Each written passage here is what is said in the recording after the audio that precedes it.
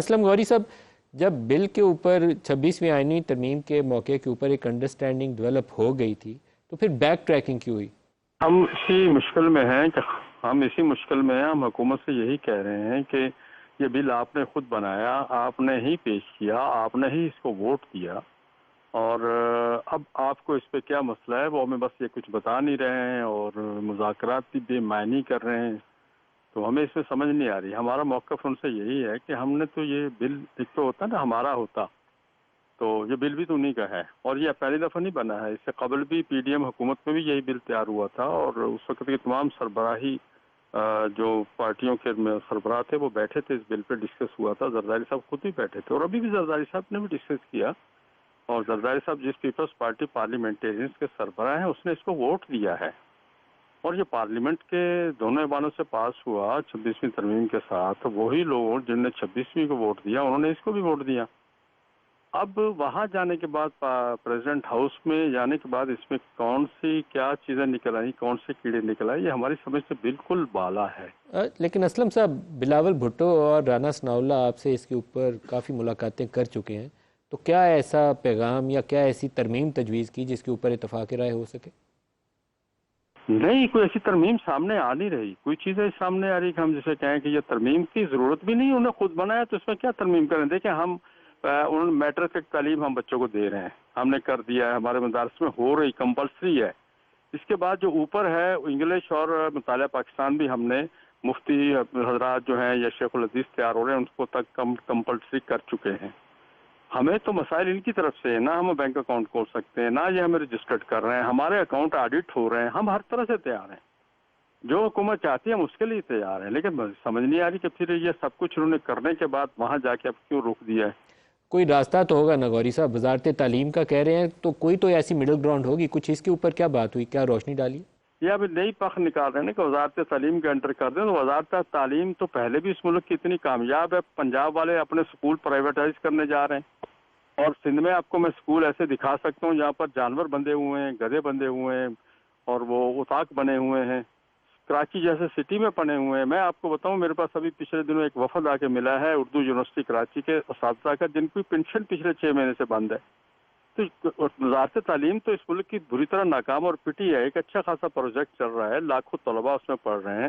ہم ان کو کھانا بھی فری دے رہے ہیں، ہم ان کو رہائش بھی فری دے رہے ہیں، ہم ان کو میڈیسن بھی فری دے رہے ہیں، ہم ان کو جیب خرچ بھی دے رہے ہیں، کپڑے بھی دے رہے ہیں۔ اسلم غوری صاحب، لیکن 2019 میں جماعتوں نے ایک ایگریمنٹ کیا ہوا ہے، تو اس ایگریمنٹ کی بھی تو پاسداری کچھ ہونی چاہیے۔ کیوں نہیں کیا انہوں نے؟ ہم مانتے چلو 2019 کو ہم نہیں کہتے کہ کوئی ٹھیک ہے، 2019 کو معاہدہ انہوں نے کیا تو اس معاہدے کو عملی شکل کیوں نہیں دی، اس پہ عمل درآمد کیوں نہیں ہوا، آج تک کیوں نہیں ہوا؟ کوئی ایک مسجد کو رجسٹرڈ کیا انہوں نے؟ لا الہ الا اللہ کے نام پہ بڑھنے والے ملک کی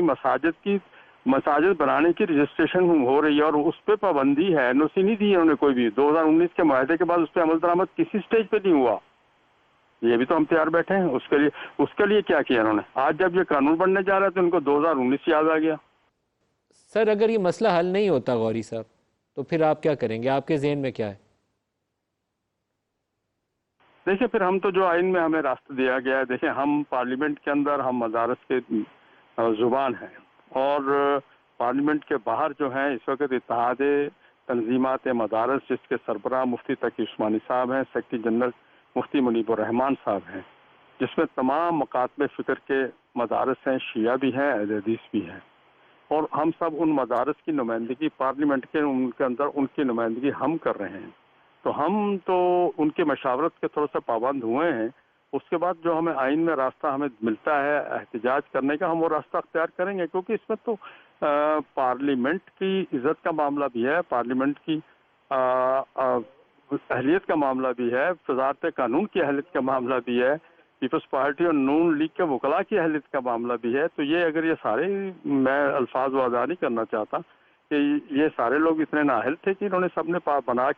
کے پیش کر کے وہاں سے پاس کروا کے اب کہہ رہے کہ نہیں یہ بننا نہیں چاہیے تھا، یہ اس میں وزارت تعلیم آنی چاہیے تھی، تو اصل بات تو حکومت بتا نہیں رہی۔ آپ جب احتجاج کا تذکرہ کرتے ہیں تو آئی تھنک کہ آپ کی مراد اسٹریٹ ایجیٹیشن ہے۔ ہم نے کہہ دیا ہے، ہم نے اپنے تمام جماعتوں کو، صوبوں کو الرٹ کر دیا ہے کہ اگلی کال کا انتظار کریں۔ کل مولانا صاحب نے کرنا تھا لیکن مفتی تقی عثمانی صاحب کا فون آ گیا، ان کی بڑی ہمشیرہ کا کل انتقال ہوا ہے، تو انہوں نے کہا کہ ہمیں کچھ 4-5 دن میں باقی ساتھیوں کو اعتماد میں لے لوں. مقصد یہ تھا کہ ان کی اتحاد تنظیمات مدارس کا اجلاس کرنا چاہ رہے ہیں وہ، تاکہ کل کو کوئی ساتھی ان کے یہ نہ کہیں کہ ہمیں اعتماد میں نہیں لیا گیا. تو ہمیں انہوں نے کچھ دن دینے کا کہا ہے، ہم ان کے انتظار کر رہے ہیں. جیسے بھی ہمیں اپنا اجلاس کر لیں گے اتحاد تنظیمات مدارس کا، تو اس کے بعد ہم اپنا لائحہ عمل کا اعلان کریں. اچھا، میں آپ